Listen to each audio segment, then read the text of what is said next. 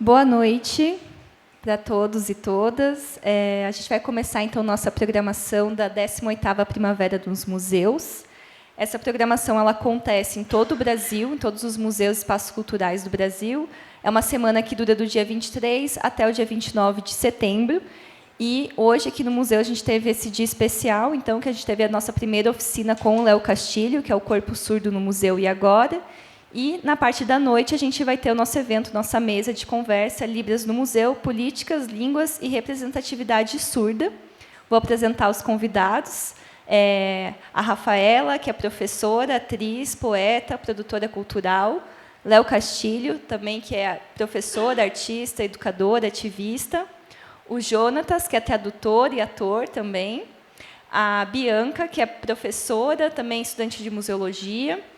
E temos a professora Sueli também, que dá aulas na UFPR, já fez parcerias aqui com o Museu Paranaense. E eles vão trazer um pouquinho, então, sobre as práticas e a acessibilidade surda e representatividade surda nos espaços, principalmente dentro do museu. Caso vocês tenham alguma dúvida, queiram ir ao banheiro, podem me procurar. Desejo a todo mundo um bom evento.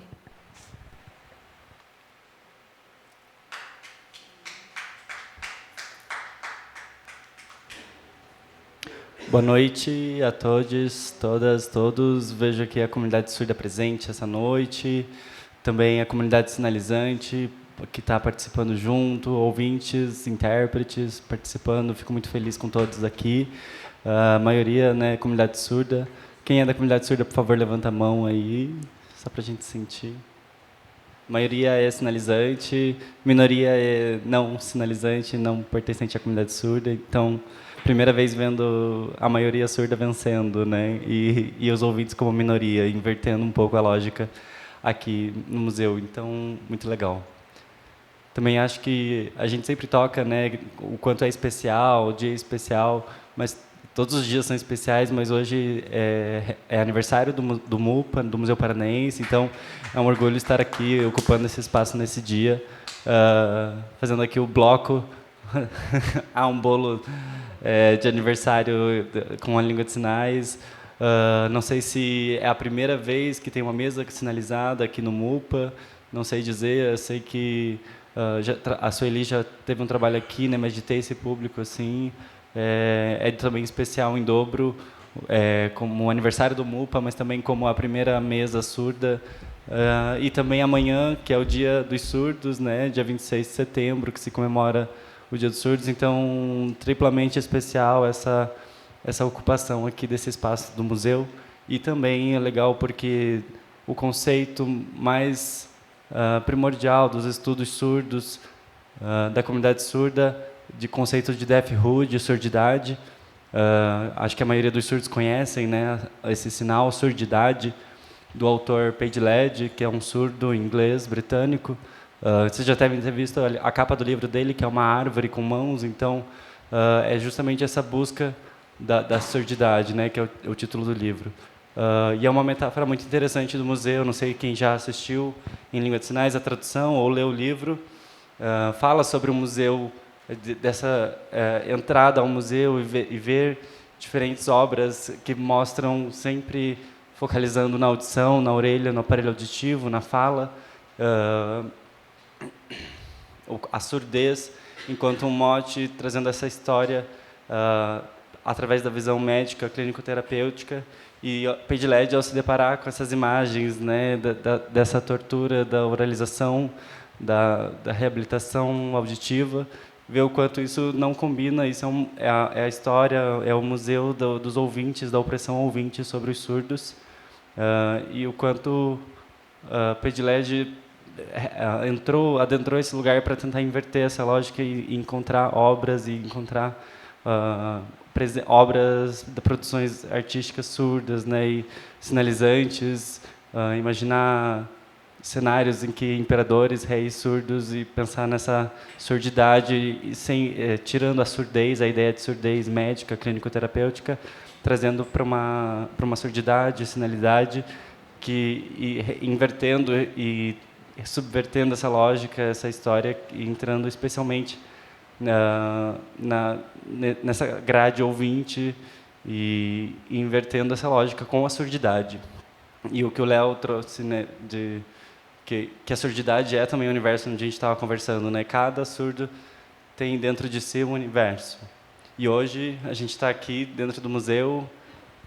Talvez o museu tenha uma visão clínico-terapêutica, médica, da acessibilidade, da oralização. Cada um tem uma visão sobre a comunidade surda, mas hoje parece que é um dia também que a gente consegue quebrar com esse paradigma da surdez e trazer à tona outros olhares desses outros universos surdos, de surdidade. Por isso estamos aqui com esses representantes da surdidade, desses universos surdos, pensando também num sonho de espaços não só sinalizantes, mas também de futuros em que a gente possa expor obras de artistas surdos, performances surdas, porque elas existem, né?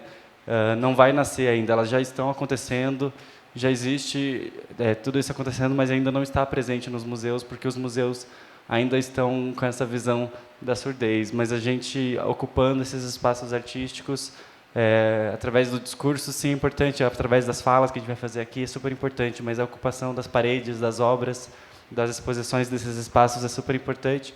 A gente começa pelo corpo, né, ocupando com o corpo, para futuramente, em breve, conseguir ocupar os espaços de poder também, invertendo as lógicas e trazendo esses universos da surdidade. Muito obrigado e boa noite e boa conversa a todos.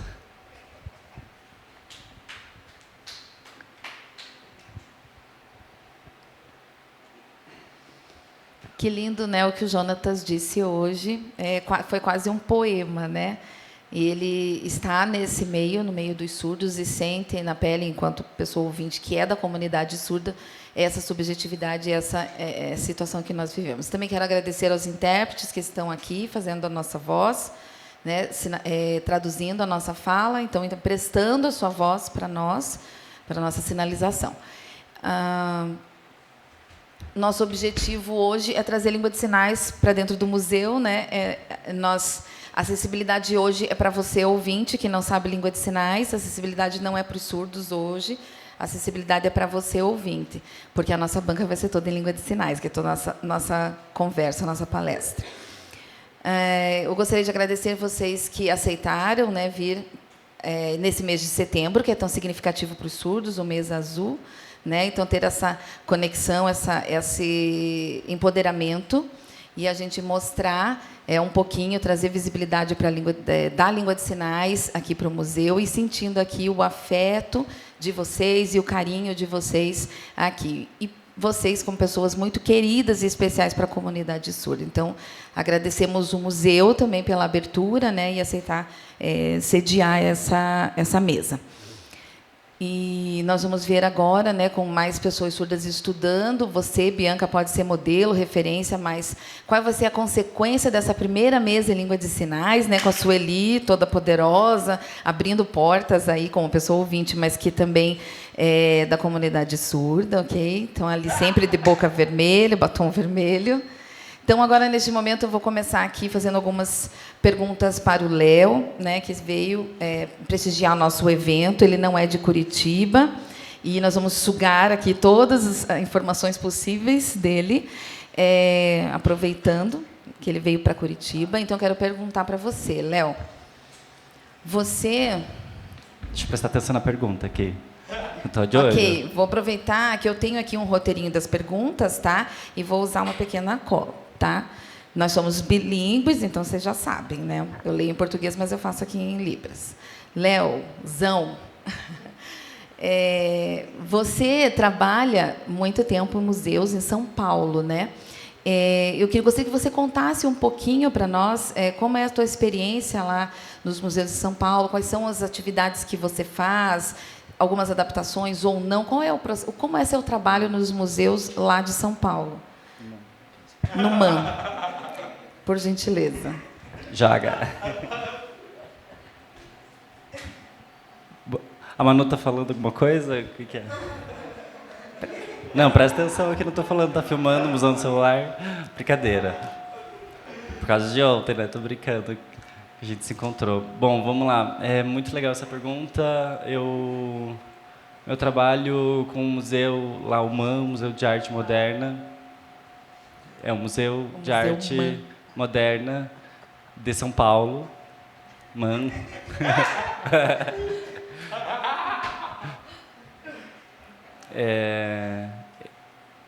Ele fica dentro do Parque Ibirapuera, é um famoso que tem um lago lá bem grande, em São Paulo. Não sei se vocês conhecem, né? É pertinho, aqui do lado. Eu acho que dá para ir a pé até ali, né? Não, é lá em São Paulo, onde tem um negócio com água, assim, que joga água para cima, um chafariz de água. Isso, porque... Bom, o museu, dentro da marquise do museu, né, a arquitetura do espaço, que é projetada pelo Oscar Niemeyer, não sei o sinal dele, que é o mesmo que projetou o Museu do Olho, né, o Museu Oscar Niemeyer aqui em Curitiba. Esse é o sinal dele, do Oscar Niemeyer. O arquiteto, ele que projetou, né, o prédio. Ao lado do prédio tem a Oca, né, e onde acontece a Bienal, e do lado tem também o MAC. Então, eu já trabalhei nesses espaços também, que são próximos ali de museus. E o principal trabalho que a gente tem feito é de como melhorar a acessibilidade desses espaços.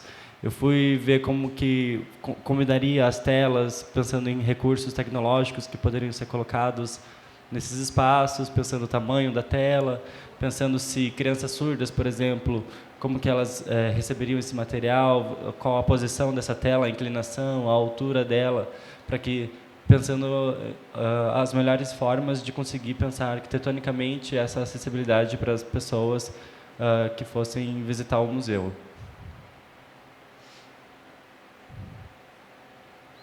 Então, tem esses vídeos, que são videoguias, né? Eu uso esse sinal como videoguia, porque são vídeos que trazem ali as informações, que guiam, né, a experiência do museu, em Libras, né? Então, Videolibras, né? Vocês usam esse sinal aqui, de uma forma geral, Videolibras, né? Mas a gente usa o conceito de... Precisa de água? Não, tranquilo. De videoguia, que é justamente ter ali a legenda, tem o vídeo em língua de sinais, tem som também. Então, esse videoguia, ele tem a possibilidade de atender diversos públicos. Também organizei indicação de pessoas surdas para frequentar esses espaços. Também já trabalhei no Itaú Cultural, que já trabalhei muito, né? Então eu vejo que é muito forte isso, essa questão de pensar as acessibilidades, e as pessoas sempre me perguntavam da legenda, por exemplo, em um filme em que tem sons, me perguntavam, né, para mim, se eu falo que sim, é importante ter legenda. Por exemplo, está pegando fogo, tem um som ali de faísca, por exemplo, e o ouvinte tem essa informação e eu tenho esse visual dessa informação. Para mim é como um barulho também. Eu pergunto: tem barulho? Tem o barulho tem uma palavra que é crepitada do som do fogo, né? Então eu não sabia dessa palavra. E aí isso também é importante para mim, para me ajudar a entender e aprender as palavras, né? De diferentes palavras, porque o visual mais a palavra que aparece ali a gente vai compreendendo. Por exemplo, num filme tipo, não acontece nada, né? E tá tudo em silêncio. Eu fico pensando: nossa, não tem nenhum barulho. Eu fico: que estranho, não tem... tem barulho sim, mas não tá acontecendo nada, não tem nenhuma legenda. Não, eu fico com raiva. Nossa, eu fico sem entender porque me incomoda incomoda o meu conforto, né? Se a proposta... Isso não é uma proposta artística. Isso é uma proposta de dar um incômodo mesmo. Então, pensar em como resolver essas questões, como adaptar, como pensar em estratégias que resolvam isso, sabe? Também trabalhei dando aula em cursos de formação sobre mediação. Eu, enquanto surdo, como fazer também esse incentivo às outras pessoas surdas, porque eu muito cedo, hoje mais cedo, conversei aqui com o pessoal que estava na oficina.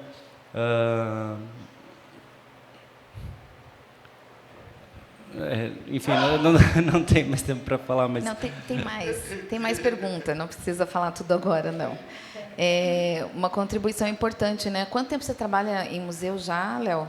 Eu estou há 19 anos.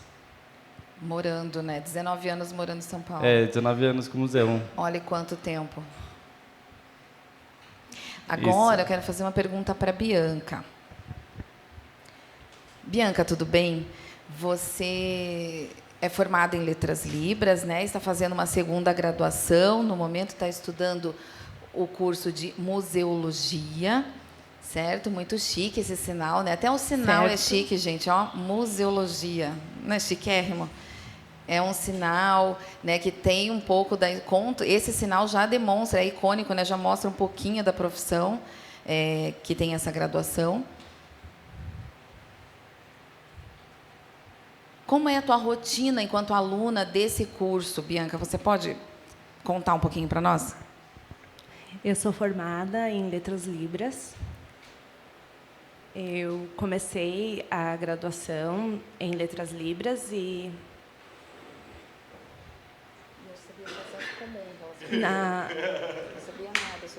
não sabia nada sobre na área do museu em língua de sinais.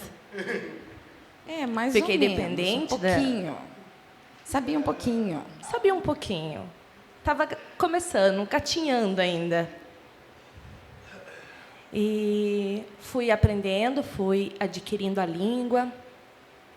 Foi quando a Sueli se aproximou de mim, veio conversar comigo, me apresentou uma proposta de um projeto dela de iniciação científica. Eu só observei e aceitei a proposta. Eu aceitei fazer parte do projeto que era Libras no Museu, né, que me despertou bastante interesse. Eu fiquei bastante com desejo de participar e a gente começou o trabalho. Primeiro a gente visitava o museu, eu era da turma mais antiga, tinha a Elisane, a Amanda e a Lidiane. Eram todas surdas e tinha o Bruno também. Nós éramos em 4 e o Bruno Montanha. Então, nós começamos o projeto aqui mesmo, no MUPA, na arqueologia, no setor de arqueologia.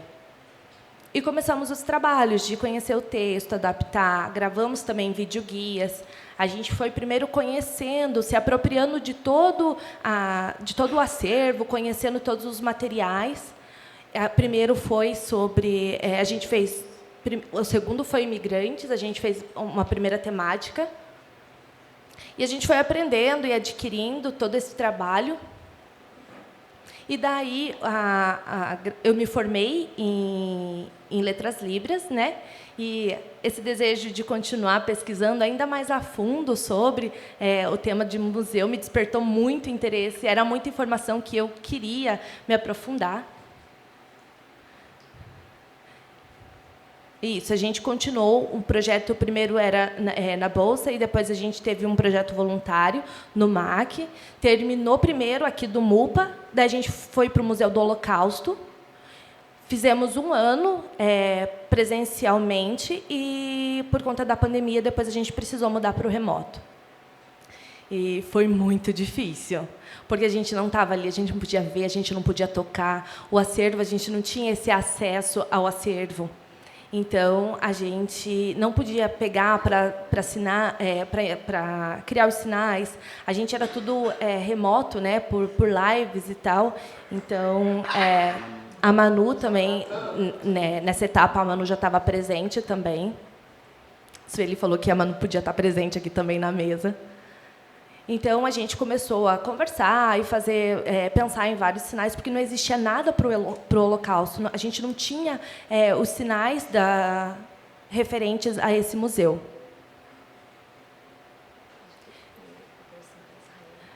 O sinal de Israel. Então, a gente começou a pesquisar e vários vídeos, conhecer vários vídeos.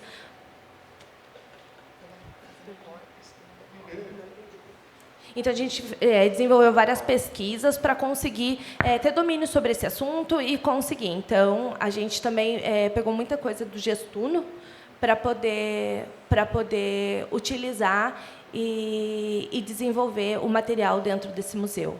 E todo esse processo de pesquisa, conhecendo o acervo, entendendo como tudo funcionava, vendo o papel, né, a estética que tinha nesses espaços, conhecendo tudo isso, eu fui aprendendo, foi aumentando minha bagagem e eu vendo o quanto isso era importante. Então, faz 2 anos agora, assim que eu terminei a graduação, e agora faz 2 anos que eu faço o curso de museologia. Acho que imaginando, daqui 19 anos, né, igual eu, uau, ela vai ter muita coisa ainda para fazer, fica calma, tem muita coisa maravilhosa para você fazer. A Rafaela perguntou sobre a sua experiência como aluna agora dentro desse curso. O que mais você pode trazer para a gente? Era isso, certo, Rafa? Você leu meu pensamento, Sueli, porque era uma próxima pergunta, né? Muito bem, muito bem. Não, mas é que era um complemento. Primeiro ela quis fazer essa parte de depoimento, né? Não, ótima pergunta. Então, você descobriu muitas coisas, conheceu várias outras áreas que tem a museologia, mas agora você, como aluna, qual é o teu depoimento sobre isso? Então, lá quando eu comecei... Tá. Então, antes, né, de acessar o museu, antes de começar o curso, eu não sabia nada sobre esses espaços, eu não conhecia como funcionava.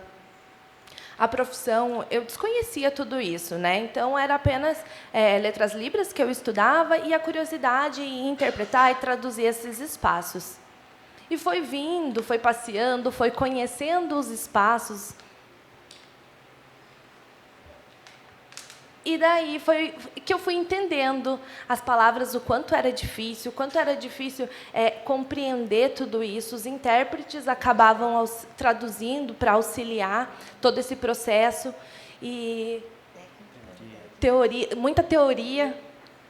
Era muita teoria para eu estudar. E eu amava aquilo, apesar de ser cansativo, era muita coisa, eram discursos extremamente longos, era muita teoria e tudo muito rápido, vários projetos diferentes. E na área de extensão eu fazia iniciação científica, vários outros projetos no curso de Letras Libras.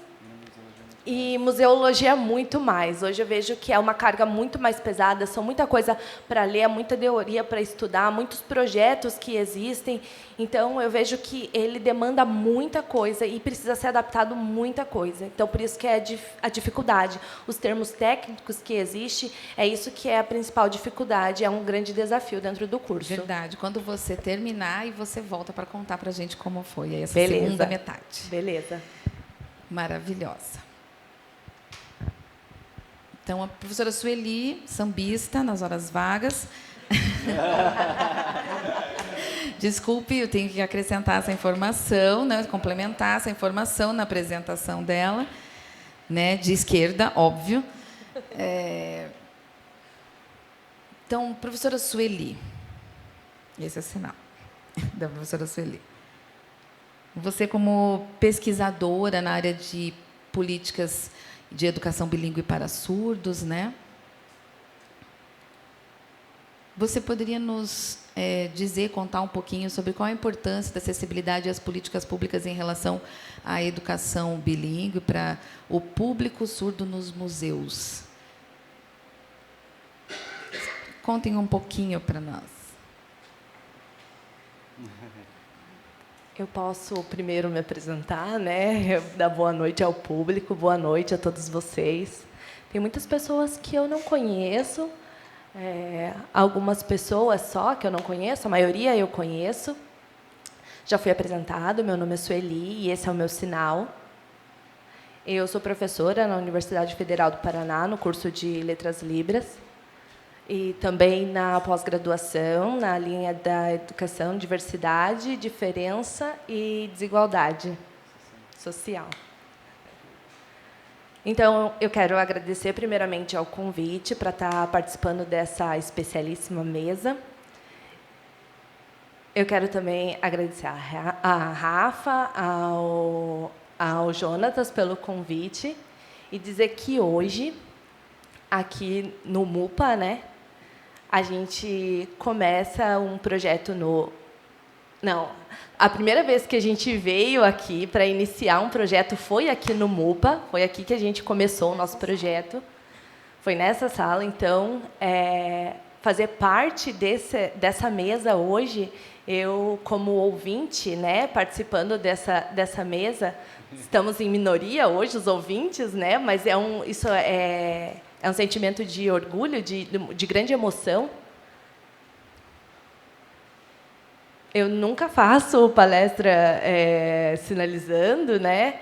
Porque, na minha opinião, o intérprete, o profissional, ele vai conseguir traduzir perfeitamente para a comunidade surda, porque eles têm um vínculo, ele tem condições de fazer. E, enquanto L2 é mais confortável. Então, por isso que eu sempre escolho a L1 para poder sinalizar, para poder falar. Então, eu já estou acostumada e também eu estou com dor no meu braço, não sei se vocês perceberam que eu estou, né, sinalizando um pouco. É a idade, tá bom, tudo bem. Então, eu vou pedir apoio para acessibilidade hoje para mim, ok? Vai ser você? Ah, então tá, vai ser o Jonatas.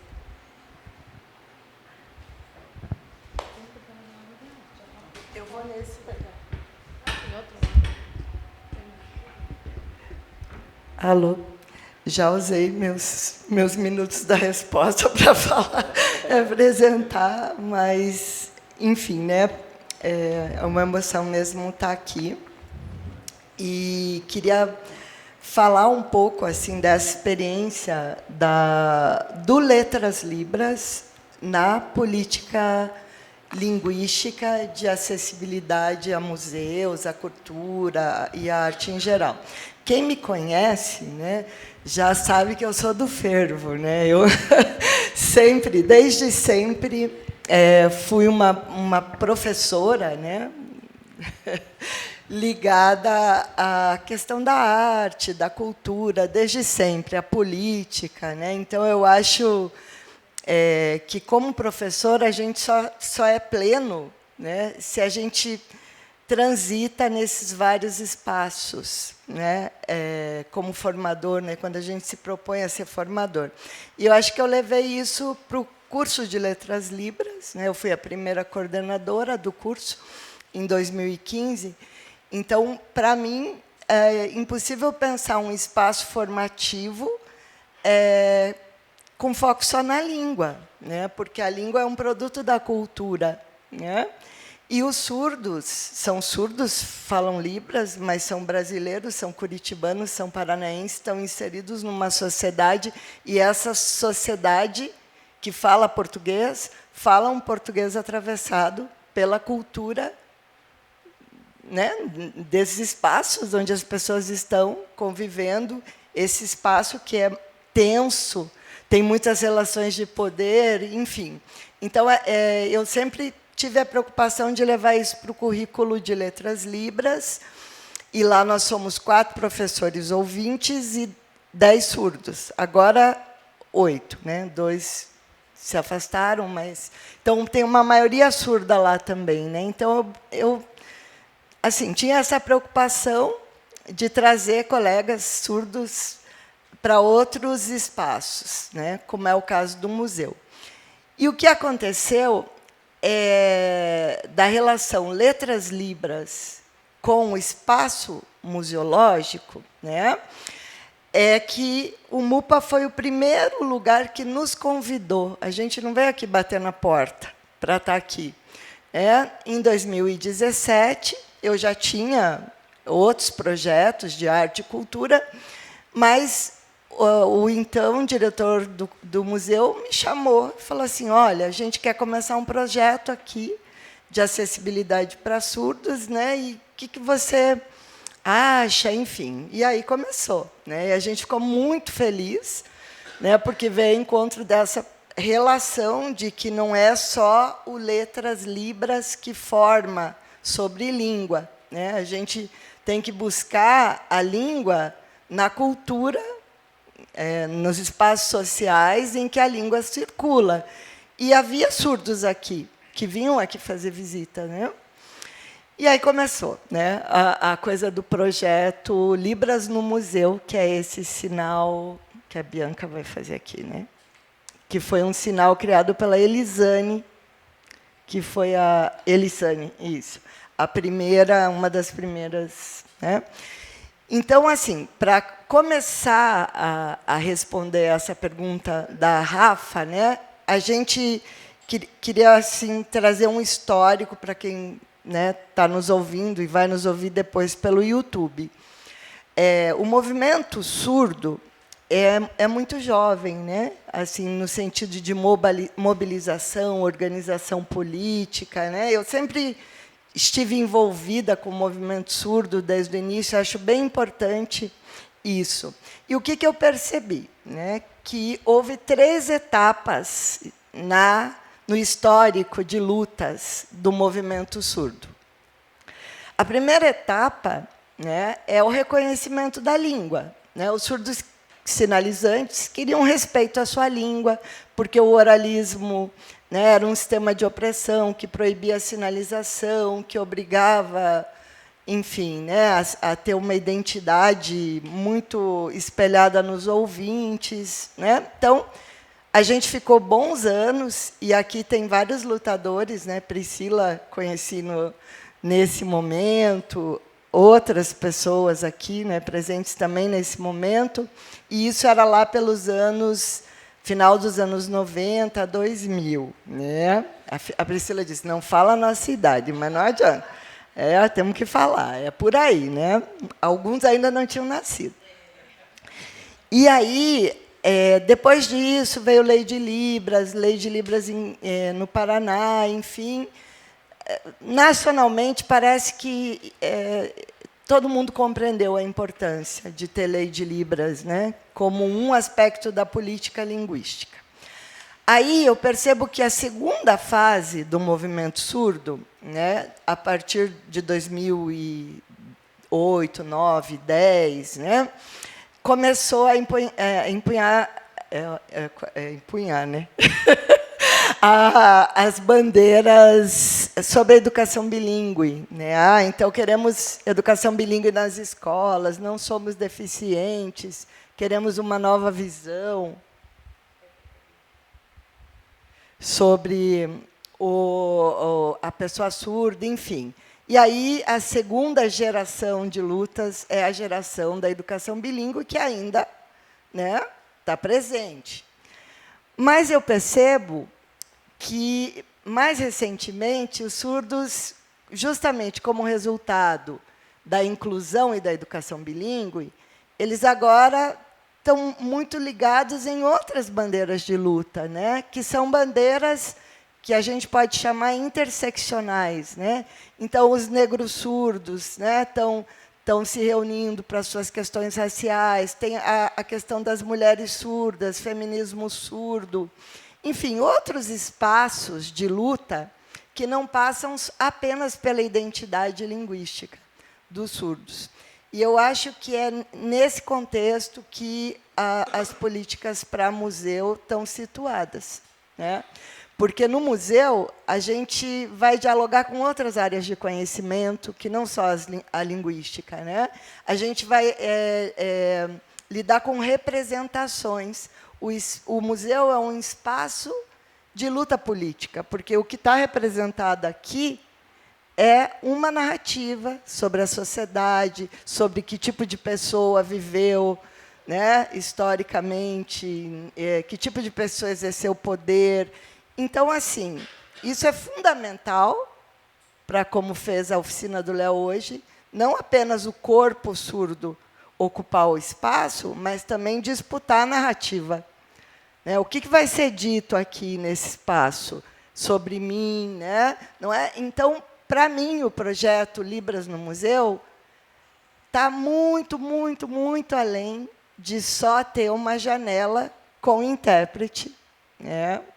dentro do espaço do museu.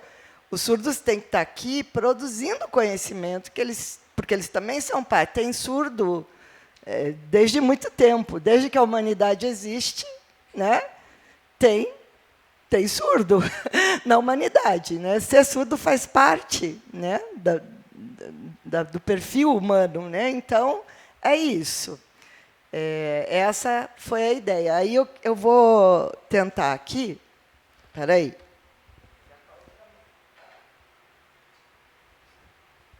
Mostrar para vocês só algumas imagens iniciais. Eu vou falando conforme a Rafa vai me perguntando e eu vou passando as imagens. Então, a primeira coisa que eu gostaria de problematizar com vocês é esse novo conceito, né, que foi aprovado em 2022, sobre o que significa ser um museu. Né? Vou ler aqui, o Jonatas vai traduzindo. Né?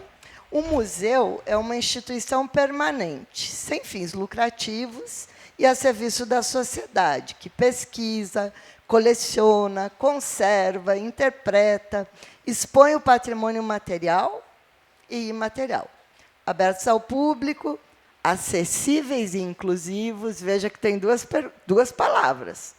Acessíveis e inclusivos, os museus fomentam a diversidade e a sustentabilidade. Com a participação das comunidades, os museus funcionam e comunicam de forma ética e profissional, proporcionando experiências diversas para educação, fruição, reflexão e partilha de conhecimentos. Né? É um novo conceito acordado, né, no Conselho Internacional de Museus, o ICOM. E eu queria destacar aí esses dois conceitos. A gente fala muito em acessibilidade no museu. Né? E a acessibilidade no museu é bastante importante, porque a maioria dos museus não tem acessibilidade, né, para todas as pessoas que historicamente estiveram fora do museu, seja por deficiência, por diferença linguística e por outras barreiras físicas ou arquitetônicas. Então, o conceito de museu acessível é muito importante, é politicamente muito importante. Mas o conceito de museu inclusivo é diferente, porque a acessibilidade significa construir ou adaptar um espaço que já está pronto. Né? Então, chegamos aqui no MUPA, não tinha nada de acessibilidade para surdos, a gente traz um videoguia, como falou a Bianca. E isso é acessibilidade em museu. Agora, museu inclusivo é outra coisa. Né? É a gente ter pesquisadores surdos, por exemplo, a gente está falando de surdos, nas equipes, educadores surdos, pessoas que vão pensar a estética do museu, a narrativa do museu. Né? Então, é outra coisa, é pensar um projeto estético e cultural desde o início. Não é chamar depois que está pronto. Né? Então, é nesse sentido que a gente vem trabalhando. Aqui eu trago para vocês alguns indicadores que as políticas linguísticas trazem em relação ao que seria acessibilidade linguística, né? Esse primeiro conceito, no museu, que é você ter, por exemplo... Bom, vou começar aqui pelos QR Codes, que foi o que o Léo e a Bianca falaram. Né? Você tem o videoguia, você coloca lá o teu celular e aparece alguém sinalizando. Você pode ter, como tem aqui o Edinho, num vídeo, um próprio guia surdo nesses videoguias. Né? A gente tem ali um intérprete de língua de sinais no museu, que, nas visitas guiadas, né, ele também, outro indicador. Tem lá no cantinho o Hugo, né, do Handtalk. Isso. Que também é um indicador de acessibilidade. Né? A Rafa já fez a cara ali, já deu a opinião dela, né, paralelamente. Então, veja, tudo isso é indicador de acessibilidade. Isso, necessariamente, não garante inclusão, garante acesso à informação. Então, eu acho que esse, para começar, Rafa, né, já falei um monte aqui, é o primeiro conceito em relação ao que significa uma política linguística de acessibilidade e o que, de fato, representa uma política bilíngue para pessoas em contexto de minoria no museu, que é o projeto que eu defendo, né?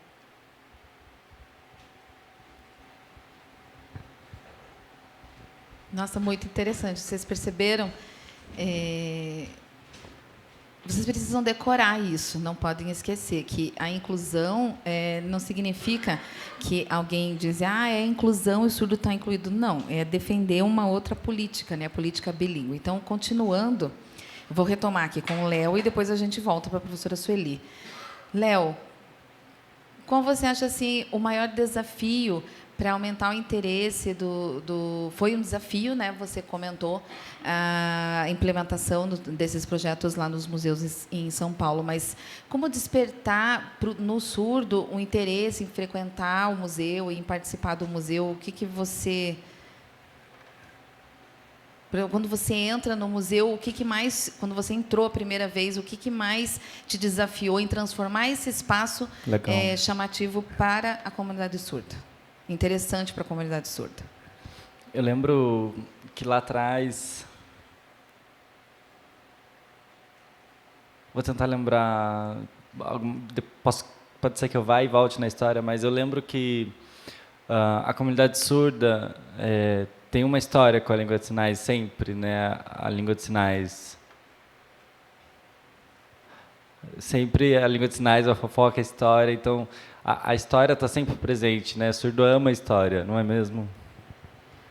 E eu gosto de contar o que aconteceu nesse histórico, nesse processo, em detalhes.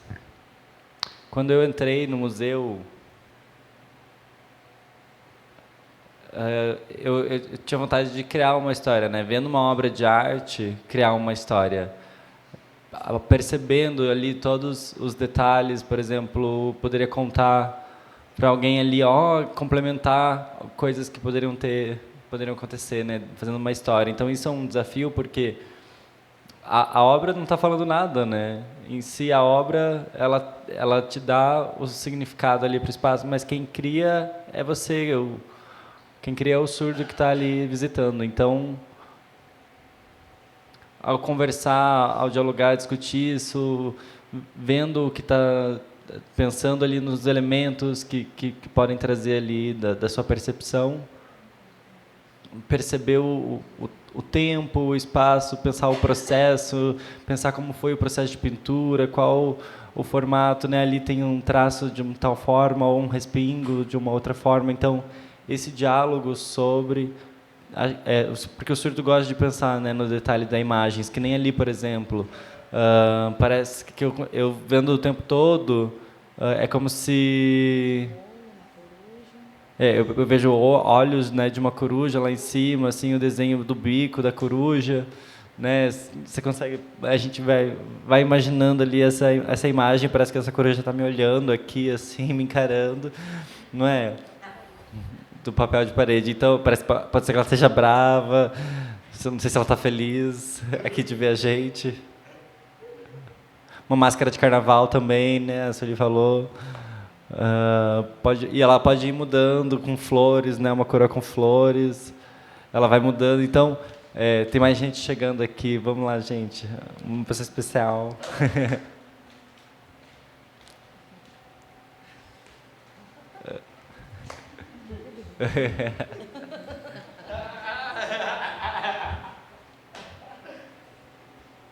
Já puxei ela aqui.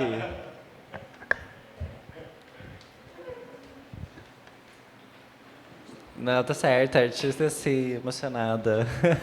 A mãe dela falando, maturidade.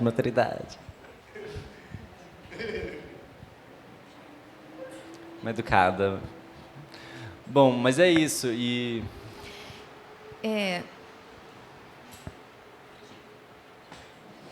Por exemplo, uma pessoa entra no museu, um ouvinte, ele recebe essa informação via auditiva. E para o surdo, essa informação, essa narrativa precisa ser visual, né? Ela precisa despertar esse lado visual para o surdo.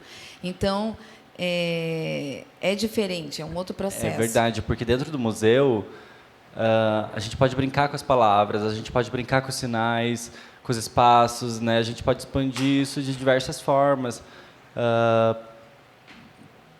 Pensando, por exemplo, aqui na Terra, né, com a gravidade, eu posso pensar com a palavra gravidade, mas tem gravidade, gravidade. Então a gente pode brincar com as palavras, a gente pode brincar com os sinais, porque com um objetivo artístico, né, pensando, tem um artista que é o Jorge Nano, que ele faz essa brincadeira com as palavras. Por exemplo, a palavra doce do oceano, doce do oceano, doce ano. Então, tem essas brincadeiras e pode-se brincar com os sinais também, com a língua de sinais. E isso, o museu oferece um espaço para essa brincadeira expandir de diversas formas, né, e da gente se expressar de diversas formas. Eu vejo que as crianças surdas têm isso muito forte, né, dessa conexão, porque os adultos surdos, eu preciso explicar assim qual foi o pincel, qual o pintor, eles não conhecem, então usar algum tipo de pincel, então é um desafio sempre, né, porque tem também tem que entender a diferença desse público surdo também, né, a individualidade desse público. E ao ver uma imagem burguesa, por exemplo, de classe alta, né, de objetos caros, o museu também não divulga que está aberto para as pessoas verem, né, acessarem esse tipo de arte. E os surdos não têm a oportunidade de acessar esses espaços e entender isso. Então,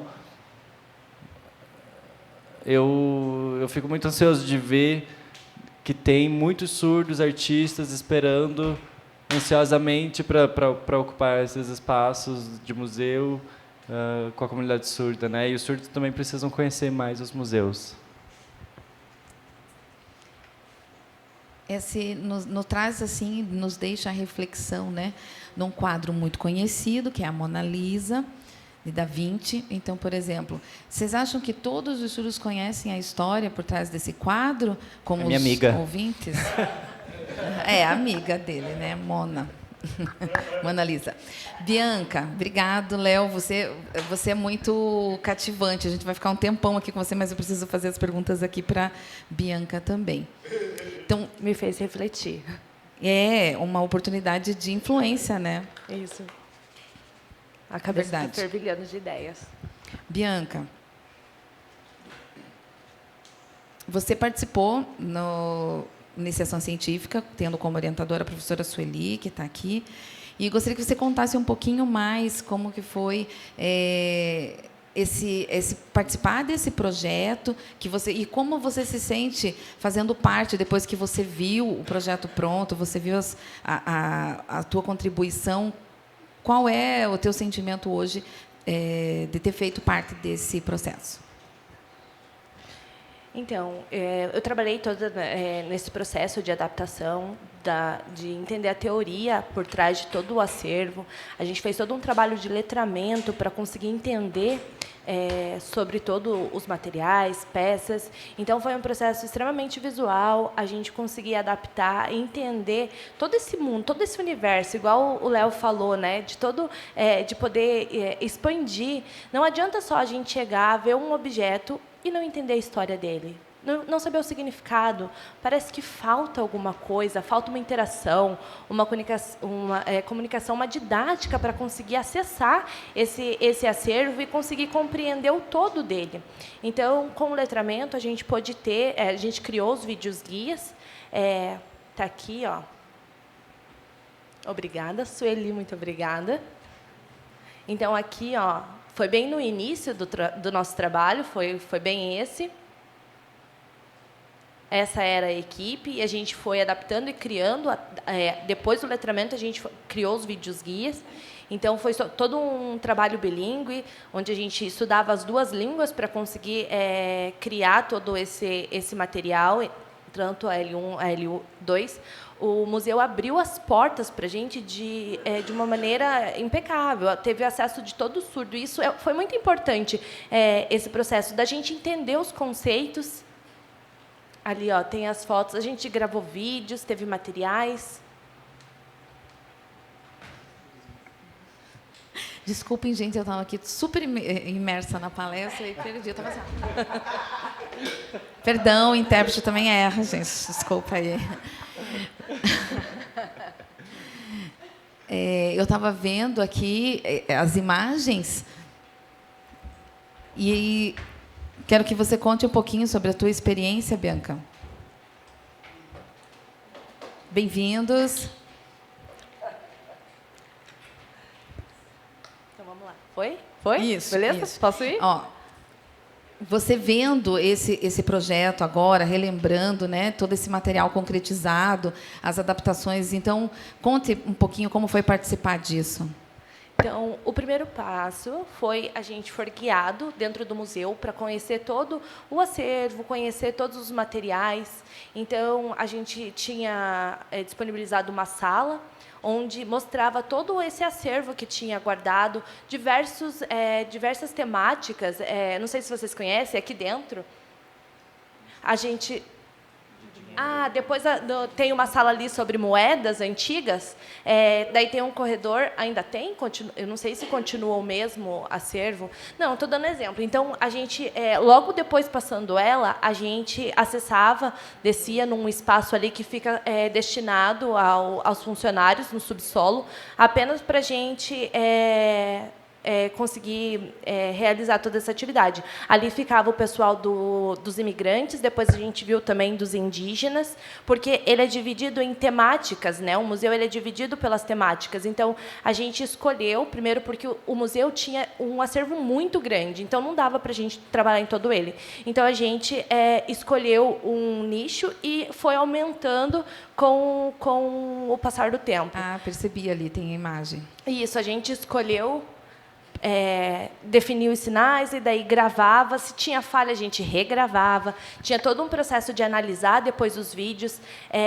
Também era passado para os funcionários, não, para os professores aqui do museu, para eles também avaliarem se era aquilo realmente que estava dentro do vídeo estava correto. A gente desenvolvia sinais. Depois o que não tinha sinal, a gente estudava o conceito, entendia qual era o signo, a simbologia, e daí criava o sinal específico daquele conteúdo, para daí poder sinalizar, para que todo mundo pudesse entender, no Brasil inteiro, qualquer pessoa que acessasse esse material conseguisse entender. Então, a última etapa era o vídeo formal, depois de tudo o trabalho realizado, o último era o vídeo para poder apresentar.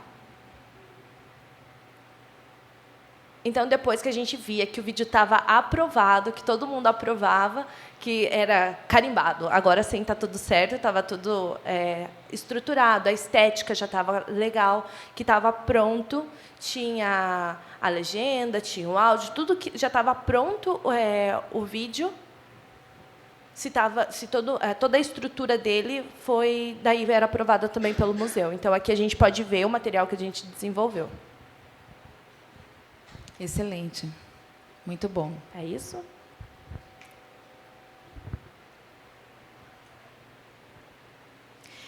É muito comum dentro do museu a gente tem imagens, né, e pessoas que fazem a visita guiada falando em português. Então, tem os profissionais que trabalham, um profissional formado nessa graduação que você está fazendo, né, Bianca? Então, agora Isso. você vai ter propriedade mesmo, vai ser muito legal. Eu, quanto sujeito surdo, tendo esse espaço, entendendo a cultura surda, poder contribuir, né? Então, eu recebo a teoria, mas também contribuo com a língua de sinais, contribuo com as minhas mãos e mostrar que é possível, eu consigo realizar esse trabalho. É igual o Léo falou, né? Então, você... a vontade é que você buscar as pessoas e colocar dentro do museu, mas assim, como imersão mesmo. Não apenas visitar, mas entender e fazer parte desse espaço. Concordo. Agora...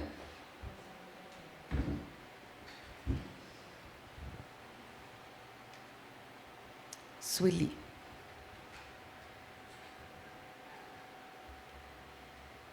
Observando as questões das políticas públicas para a educação bilíngue, qual é a relação, você acha, com a presença de pessoas surdas dentro do museu? Eu acho que eu já respondi.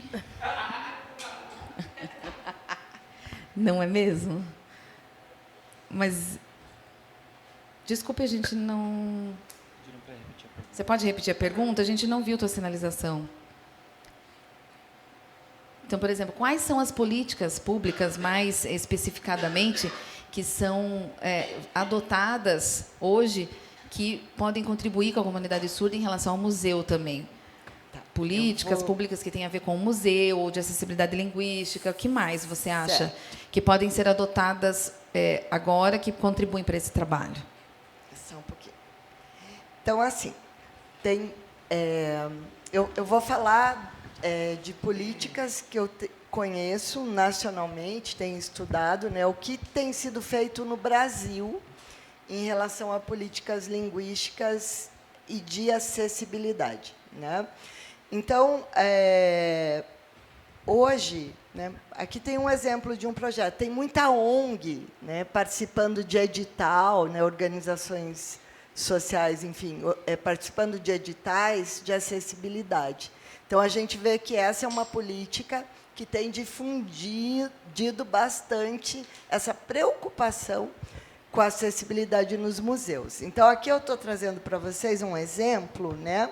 Tem uma publicação dos Museus e Centros de Ciências Acessíveis que traz um glossário coletivo dos museus brasileiros. Então, eu trouxe esse porque tem dezenas de museus sinalizados. É até o Bruno, que participa, o Bruno do Rio, né, desse projeto como sinalizador, simplesmente para sinalizar os museus brasileiros. Assim, esse museu tem um nome. Aí fui olhar lá e lamentei, não tem nenhum museu do Paraná, zero, nenhum museu do Paraná, né, nesse acervo. Tem dezenas, eu creio que mais de 60, e não tem museu do Paraná, nenhum, né? Então, essa é uma política assim, né? Ó, surdo, tem o Museu da Manhã, o sinal é esse. Aí o surdo entra lá, cadê a acessibilidade? Né? Então, tem sinal. Isso, né, não é uma política linguística, embora seja uma iniciativa. Alguns museus têm videoguias, né, como o Museu da Língua Portuguesa. O próprio Léo, ele é sinalizante de um videoguia, de guias que estão no acervo permanente do Museu da Língua Portuguesa. Mas, se você entra na internet, eles estão usando o avatar, né? Essa é uma política linguística, e é um horror isso, né? Se perguntar para qualquer surdo, é barato, vende muito, mas isso não faz o menor sentido como um recurso de acessibilidade, né? Colocar um robô, né, que mais soletra do que interpreta. Bom, outros museus, né, promovem visitas guiadas. Assim, naquele dia, por exemplo, essa semana tem um monte de museu fazendo visita guiada para surdos, né? Então, os surdos têm direito a ter visita guiada uma vez na semana da pessoa com deficiência. Os museus chamam, né? É uma medida, né? Uma política de acessibilidade que não é permanente, né? É muito pontual.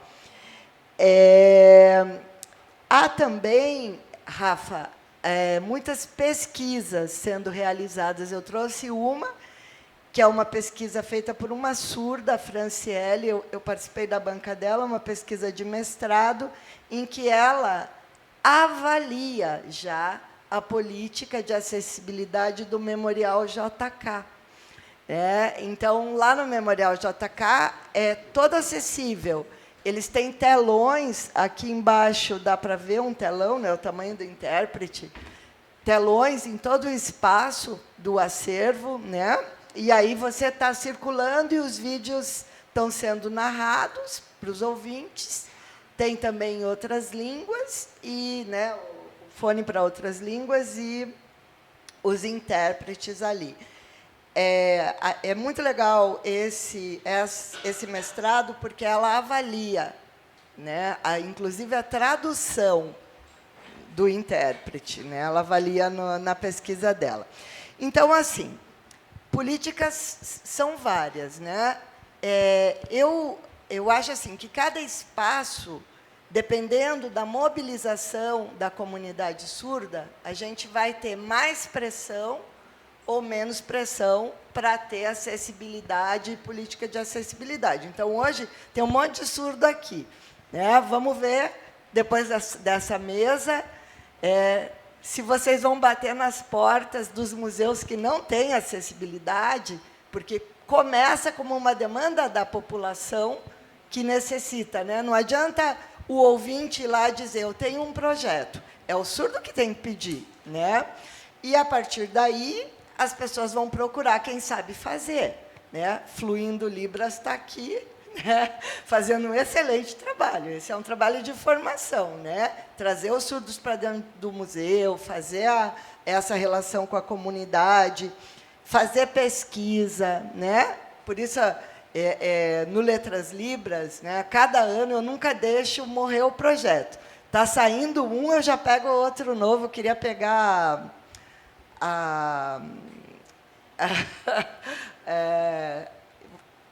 esqueci o nome dela, olha.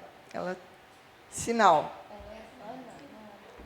Do lado aqui do Tiago, do lado do Rafael, você. A Ana Carolina. Ficou vermelha.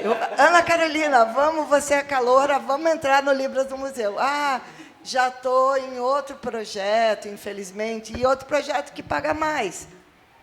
Então, quer dizer, ter bolsa é uma política, né? Ter bolsas nos museus para bolsistas, para eles não ficarem dependendo da bolsa mixaria que, né, geralmente a gente tem nas universidades, é uma política, né? Então, há inúmeras formas de pensar políticas com a participação do surdo.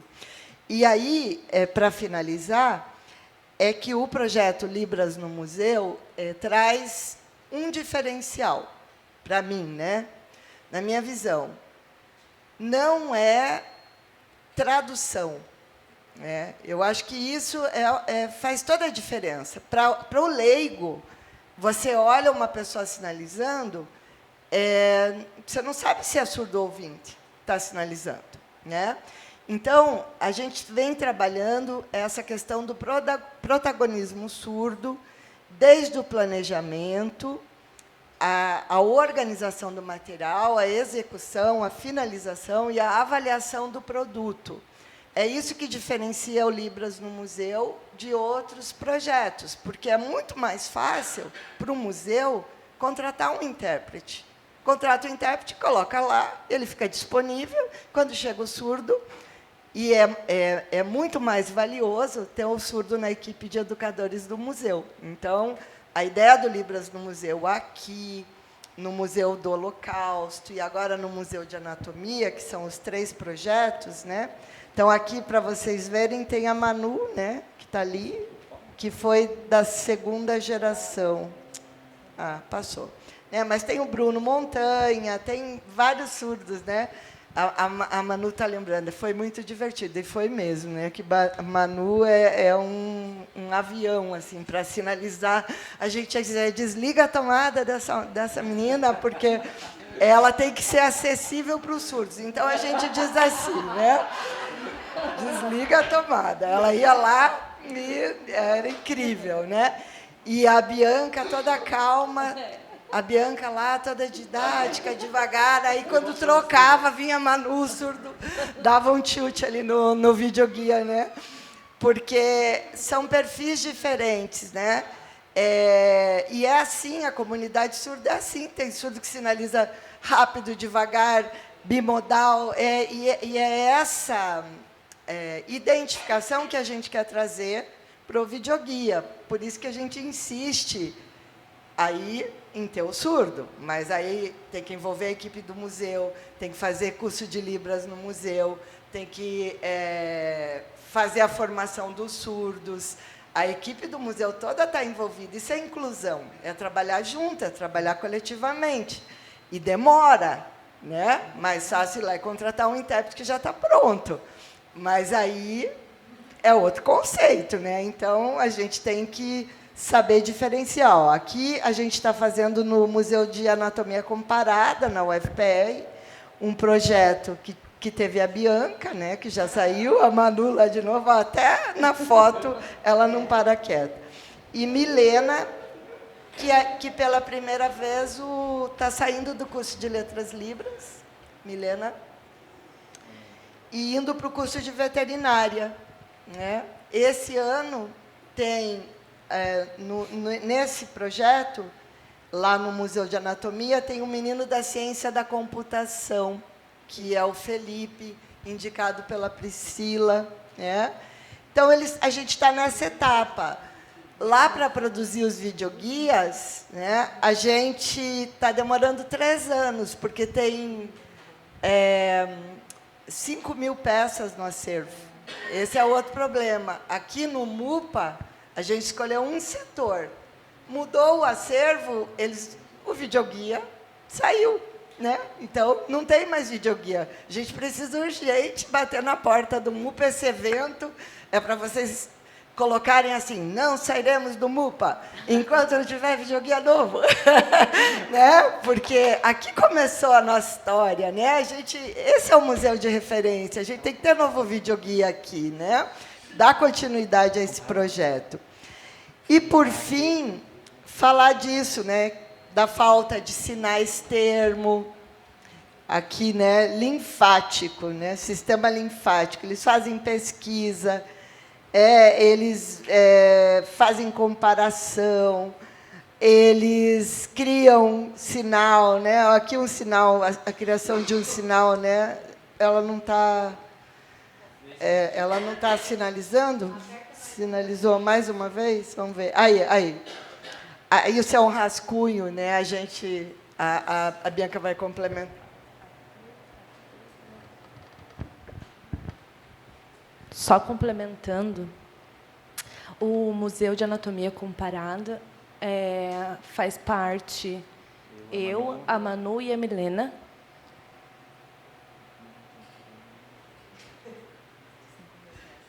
São 5.000 peças que a gente tinha que desenvolver sinais.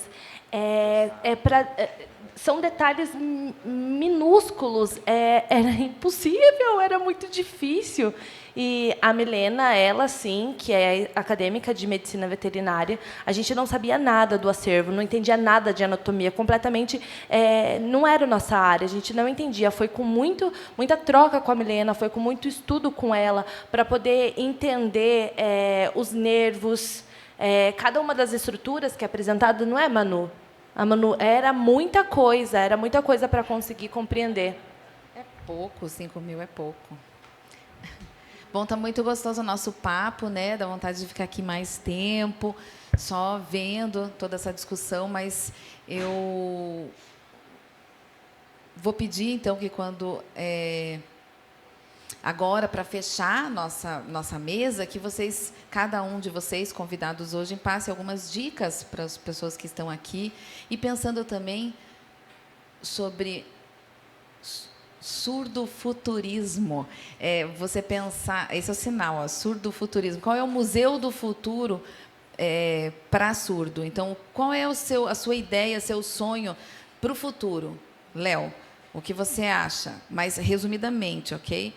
E também, antes, eu gostaria de agradecer aqui, já antecipadamente, a equipe do museu, que nos deu essa oportunidade, abriu o espaço para a gente ter essa oportunidade dessa mesa, e dos intérpretes, o meu carinho para vocês, aí, paz no coração, que agora a gente já está terminando. Então, resumidamente, eu gostaria só de uma palavra assim, de dica para as pessoas que estão aqui, querem participar do museu, e para falar um pouquinho sobre o Museu do Futuro. O que você espera, o que você quer, você sonha para esse Museu do Futuro? Que a gente consiga voltar à nossa história. Que a gente consiga resgatar a nossa história. Uau. Criar um museu da história do surdo. Só dos surdos. Muito bem. Legal. Você, Sueli?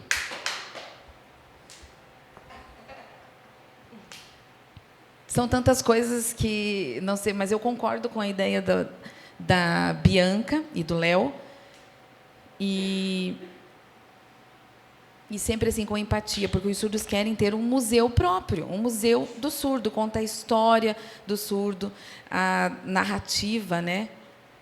Como o Jonatas fez na abertura dessa mesa, né, sobre surdidade. Então, o meu sonho talvez seja esse, meu surdo-futurismo, seria esse protagonismo, né, da pessoa surda no museu, da história da pessoa surda sendo contada no museu. Uma narrativa da história da cultura surda, da comunidade surda e dos ouvintes aliados da comunidade surda, claro. E também muito samba, né? Em nossa produção, no nosso coletivo da Fluindo, a gente pode sonhar junto e realizar, não é verdade? Meu sonho para o futuro é acabar com a primavera só na acessibilidade, né? Acessibilidade só na primavera, ter todos os climas, todas as estações do ano com língua de sinais. Todo o tempo. As 4 Contínuo. estações do ano. Perfeito, Jonatas, perfeito. Obrigado. Quero agradecer, então, e até breve. Muito obrigada. Roberta, você quer falar alguma coisa para fechar a mesa? Alguma coisa? Vai abrir para pergunta? Não tem alguma pergunta? Tem 4 minutos. Tem 4 minutinhos aí para se alguém quiser falar alguma coisa.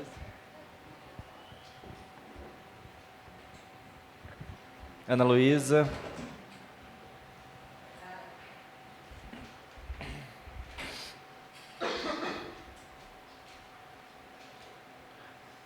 Olá, boa noite. Meu sinal é esse. Eu sou a Ana Luísa. Eu sou de São Paulo. Vim aqui hoje assistir essa mesa e eu fiquei curiosa, né? Vocês têm contato, né, com outros museus, de outros países que têm experiências com surdos? Como que é essa relação com outros? Você já fez essa pesquisa, né? Como que é? Conta aí pra gente. Já fiz essa pesquisa, mas realmente não tem. Assim, Não tem surdo, infelizmente. Não tem surdo ou não tem língua de sinais nos museus? Não tem surdo. A Sueli, acredito que tenha na França. Eu conheço esse sinal. É mesmo? Istambul. Esse sinal de Istambul. Eu lembro que eu encontrei um surdo e eu me apresentei. Eu falei, eu sou do Brasil. E ele me respondeu, oi, eu sou de Istambul. Istambul e Brasil. Um para cima, o outro para baixo, configuração da mão sendo a mesma. Legal. Então, a maioria são videoguias. Em geral, é isso, mas não são em todas as capitais. Desculpa. Acervo, não são todas as peças que tem do acervo. São as peças mais famosas, as peças mais importantes, como, por exemplo, ela lembrou da Mona Lisa. Então, são peças específicas do acervo. Quem mais? A gente dá tempo para mais 2 perguntas. Deixa eu só comentar o que ela perguntou. Eu conheço alguns. Eu comecei em 2013 a frequentar, por exemplo, em Paris, no...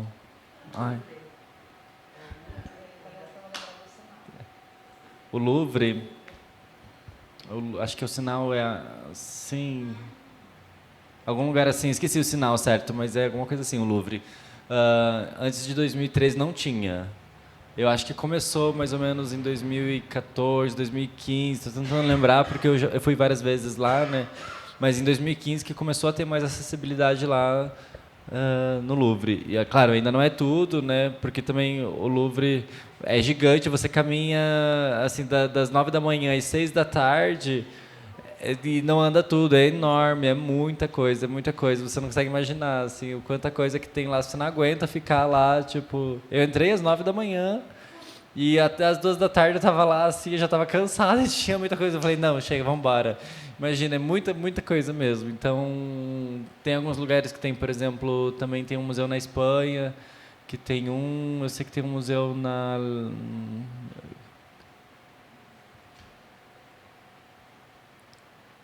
Galeria Gaudí, que tem Gaudí? Ah, esqueci o nome. Enfim, é um artista... É um artista plástico, tem...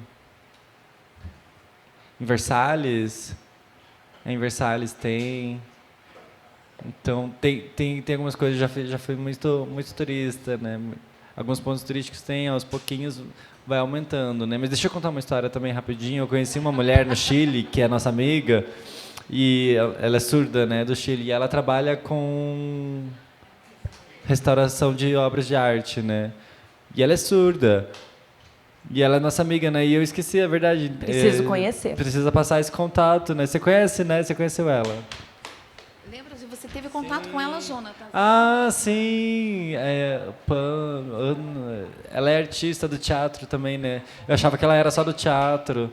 Não, ela é também. Maria.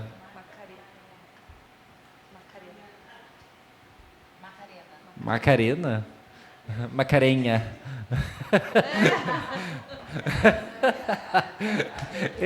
Macarena. Então, ela tem um trabalho muito legal, né, de restauradora. Então, assim, a gente também ainda não precisa acessar e ter contato com essas outras pessoas, esses outros espaços, os museus.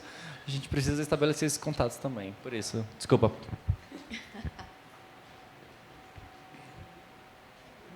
Desculpa, Bianca.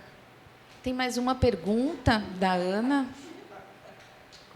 Curadoria. Léo, quero fazer uma pergunta para o Léo. Léo, você foi várias vezes em diversos museus, né, e fez essa observação em relação à acessibilidade. Mas tinha em língua de sinais gestuno ou em ASL? Mais gestuno, que se usava, né, língua de sinais internacional, a língua do próprio país. Alguns museus, por exemplo, lá no Louvre tinha língua de sinais internacional. Agora o outro museu que eu esqueci o nome, que é Parthenon. Não sei. Parthenon, acho que é esse o nome. Não sei como se letra direito, enfim, era direto em língua de sinais francesa. Não, é francês. Não, mas o Parthenon parece italiano, não, mas tem muita coisa, né? Tem também na Alemanha, eu fui, não tinha acessibilidade, né? Tinha alguns que tinham um livro.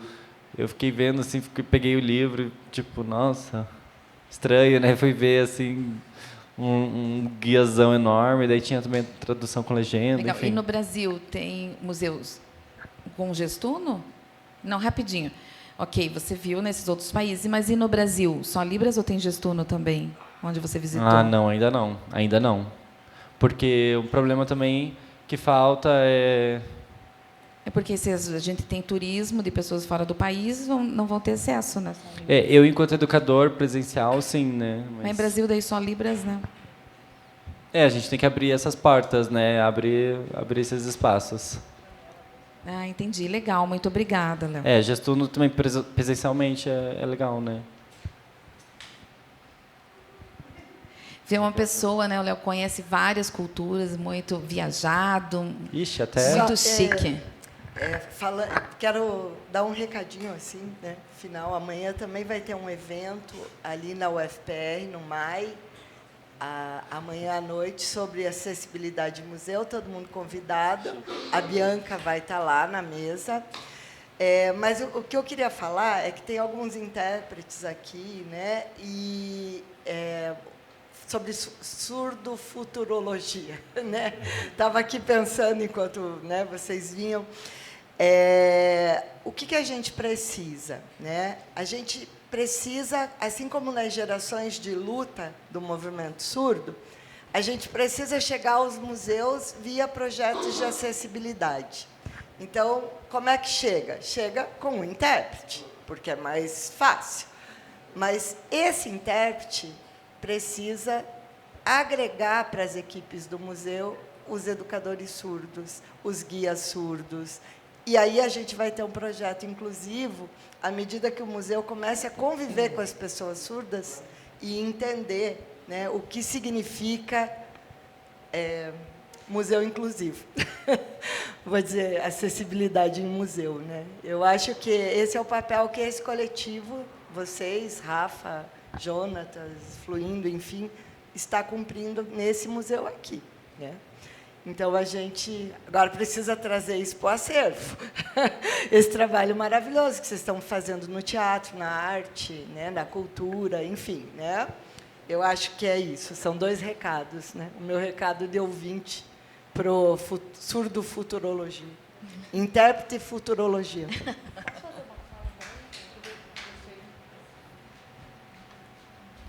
Você vai fazer voz? Agora falando como intérprete. Está funcionando. Agora falando como intérprete, infelizmente, muitos lugares que contratam a gente, eles contratam pelo menor preço. Infelizmente, isso é uma realidade que atrapalha o trabalho nosso. Porque daí, quando você apresenta um orçamento justo, que você consegue incluir uma equipe, você consegue incluir o surdo, você perde para outro intérprete que não pensa dessa forma. Então, há muitos trabalhos que a gente não consegue fechar por conta dessa realidade financeira, onde a empresa, o local, o contratante, ele só quer pensar num custo mais baixo. E daí os intérpretes, às vezes que nem sinaliza mesmo, vamos jogar real, não é nem só que não pode convidar o surdo para estar junto, é aquele que... Não tem contato com a comunidade surda, a Sueli falou. Exatamente. É isso aí, tem vários editais, verdade. pessoal. Tem edital por aí, é uma maneira da gente chegar aos museus, né? Edital é uma forma. A Bianca mesmo perdeu uma oportunidade de emprego enquanto ela era bolsista do Libras no museu, um museu grande, famoso, fez uma seleção. Ela foi lá com o currículo que ela tem, já de ter passado em vários museus em Curitiba, e foi contratado um intérprete ouvinte no lugar dela.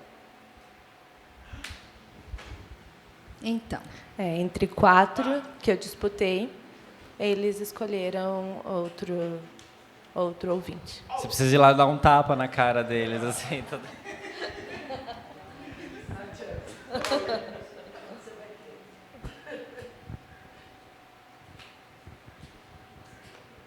vontade de continuar aqui, né, no nosso papo, na nossa conversa, está muito legal. E cada um trazendo a sua experiência, a sua subjetividade e as suas histórias, sua experiência, suas defesas em relação ao nosso tema. E agora, uma palavra de incentivo, né? Você continua, Bianca, estudando. Você, Léo, Sim, sem parar. ele não precisa nem pedir, porque ele não para, né? O pé dele ali já tem um motorzinho. E, Bianca, você Isso, precisa me dá colar no dicas. Léo aí.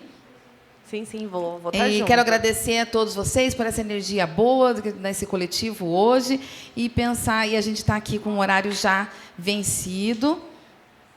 Amanhã, Amanhã, 14h, tem exibição do Queima, que são videoclipes sinalizados com tradução em Libras, com surdos tradutores. Isso. Tem mais de 15 tradutores.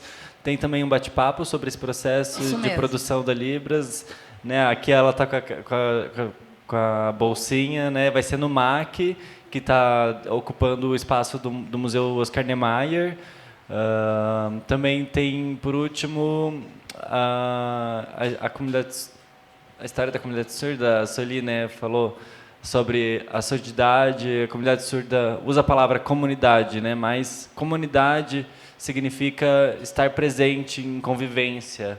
Então, é bom que a gente veja o quanto esse processo da comunidade surda, que parece abstrata, que o mercado da língua de sinais utiliza sem ver esses intérpretes que estão aí, esses colegas que estão, ou professores surdos, professores ouvintes de língua de sinais, que são muitos. Onde estão essas pessoas? A gente precisa também ter esse sentimento de comunidade, porque parece que o Letras Libras tem sua importância, né? Criou uma elite de pessoas surdas ali, ouvintes também, que utilizam esse pensamento sobre a língua de sinais, mas que a comunidade em si morre, né? Assim como os intérpretes que trabalham em diferentes funções, diferentes papéis, mas que morre esse lugar da comunidade, de convivência, de encontro, e a gente tem esse papel de voltar, igual o Léo falou, né? De fazer esse resgate, de buscar esse retorno para essa convivência, para essa comunidade. Eu acho que é esse papel pedagógico também de trazer e chamar cada uma dessas pessoas para ocupar esses espaços, porque é presencial, é com o corpo, esses corpos precisam estar presentes, surdos e ouvintes.